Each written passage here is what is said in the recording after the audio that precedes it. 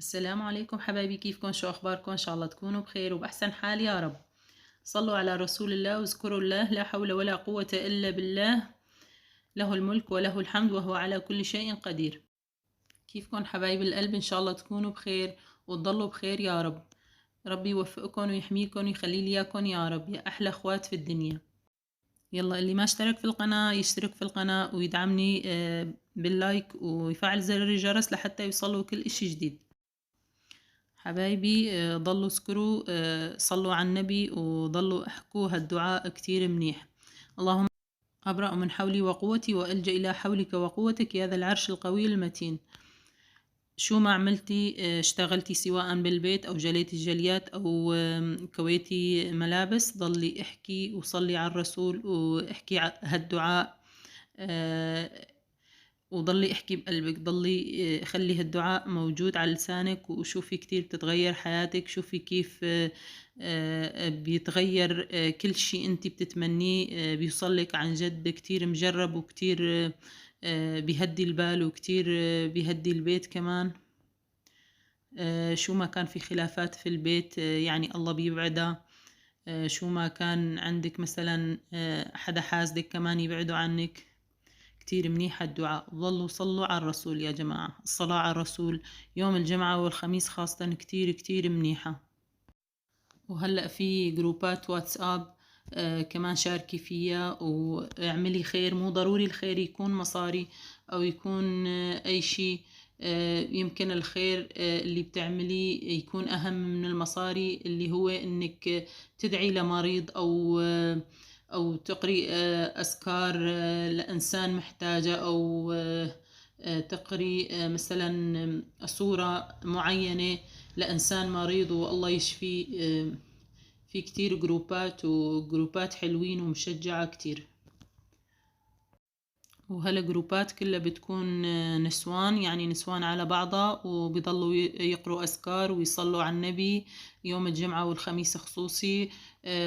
مثلا أنت عليكي 1000 والتاني عليها 1000، بيكون جمعنا ألوفات أو ملايين من الصلاة على الرسول. وكلها يعني بترد البركة في البيت وبترد البركة في الروح حتى. ويلا حبايبي، اللي ما اشترك في القناة يشترك، واللي ما بلش التعزيلات تقوم تبلش معي وتخلص تعزيلاتها، لأنه من اليوم رايح الدنيا صيف والجو حلو، وراح تعطل المدارس، وراح يصير في روحات وجيات وطلعات وفوتات. فضي حالك لحتى تكوني فاضية انك تطلعي مشاوير وتطلعي تزوري قرايبينك مثلا في العطلة، او تعملي شي مثلا لأولادك، تحلي ايامهم مثلا بشي شغلة تعملي لهم اياها او شي رحلة.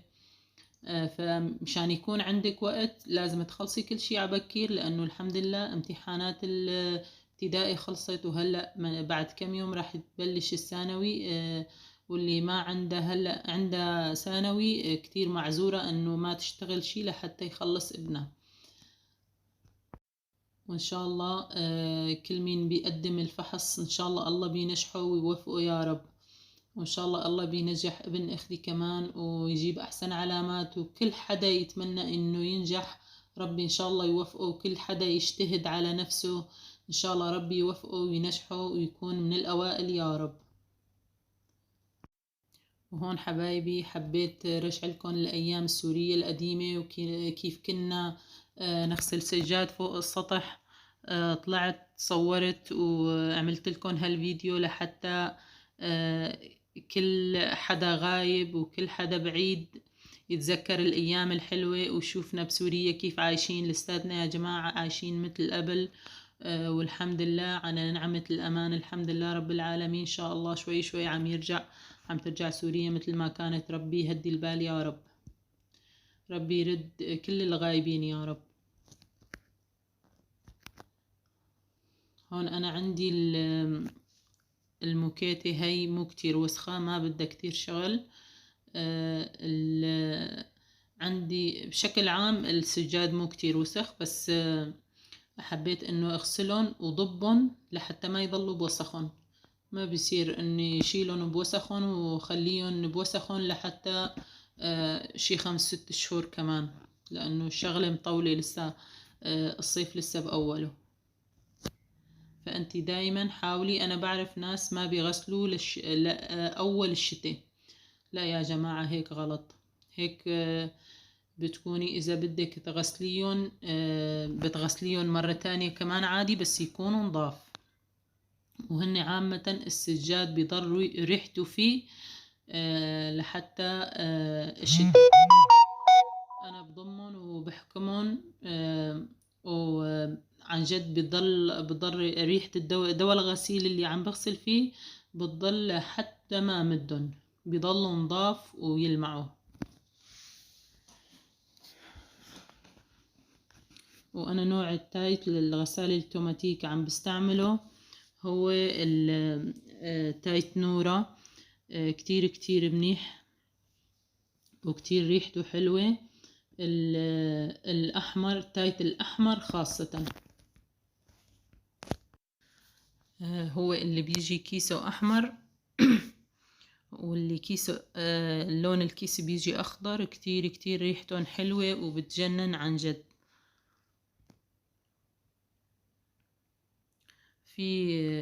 في تايتات، في ماركات، وفي تايت سائل، وفي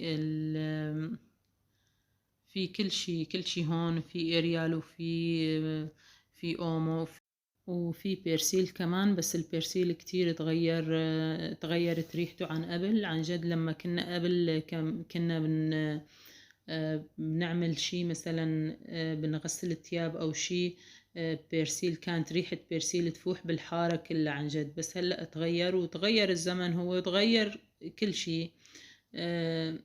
الزمن ما تغير، الدنيا هي الناس هي اللي تغيرت يا جماعة.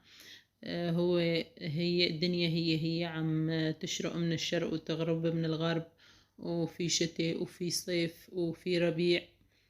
والحمد لله السنة كان الربيع كتير كتير حلو، وكتير فيه ورود، كتير فيه أماكن حلوة صارت تجنن. هلأ هون أولادي الحمد لله ما عم يخلوني أشتغل. هو لازم بكل بيت في الأولاد لما أمهم بيعملوا شيء، خاصة غسيل السجاد، بيخربوا الدنيا. فنحن كمان كنا هيك، كنا نعذب أمي. وكنا بتذكر لما كانت أمي تغسل سجاد كنا كمان هيك مثل أولادي. هلأ كنا نروح ونجي وما بنعرف نشتغل شي. حتى كنا صغار كنا بس نلعب، يعني بس بدنا نلعب بالمي. يلا حبيباتي، اللي ما عزلت بيتها كمان تقوم تبلش وتخلص تعزيل، لأنه الصيف الحمد لله بلش.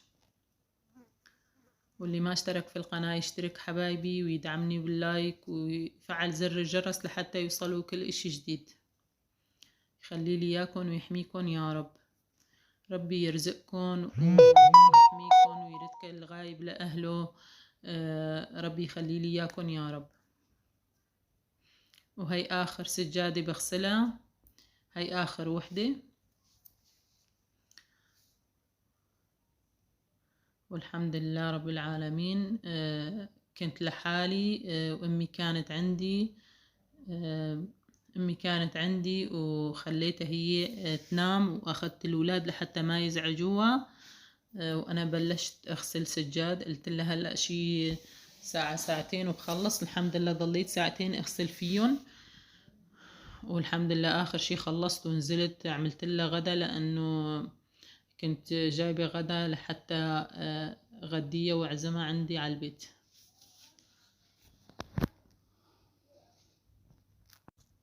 والحمد لله وأخيرا خلصت السجاد. وعن جد كنت ملبكة فيهم، كنت حاططهم فوق الشمس، بالشمس فوق السطح.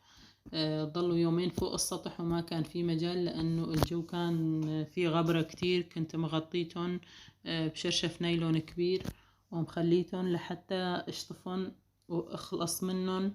والحمد لله خلصت منهم ومن منظرهم اللي كان بيجيب لي الكآبة.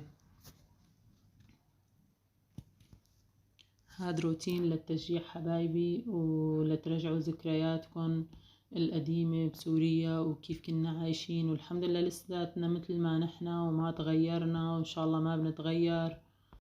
وهون حبايبي الغداء، أنا عملت غدا أمي لحال لأنه عندها الضغط والسكر وما بيسوالها الملح أبدا، فأنا عملت لها لحالها، وعملت صدر الفروج لحاله، شويته تقريبا بدون زيت في المقلاية مثل ما شفتوا، وعملت لها إياه لحالها لأنه هي أبدا ما بيسوالها الملح. وهون النهاية السعيدة يا جماعة، هاي النهايات السعيدة هي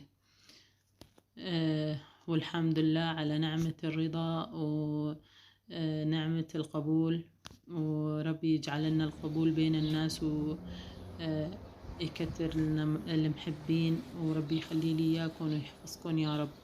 واللي ما اشتركت في القناة تشترك وتدعمني لحتى تكبر قناتي يا رب، فضلكم وفضل الله يا رب. هون كان العصر، وكان أبي جايبنا من الشجر خوخ وأنجاص وفرقناهن على كل بيوتنا، بيت اخواتي وبيتنا، وهاي كان يومنا، وشكرا. واللي ما اشتركت بالقناة تشترك، ويخلي لي اياكم ويحفظكم يا رب. وهذا كان يومنا حبايبي، والسلام عليكم ورحمة الله وبركاته.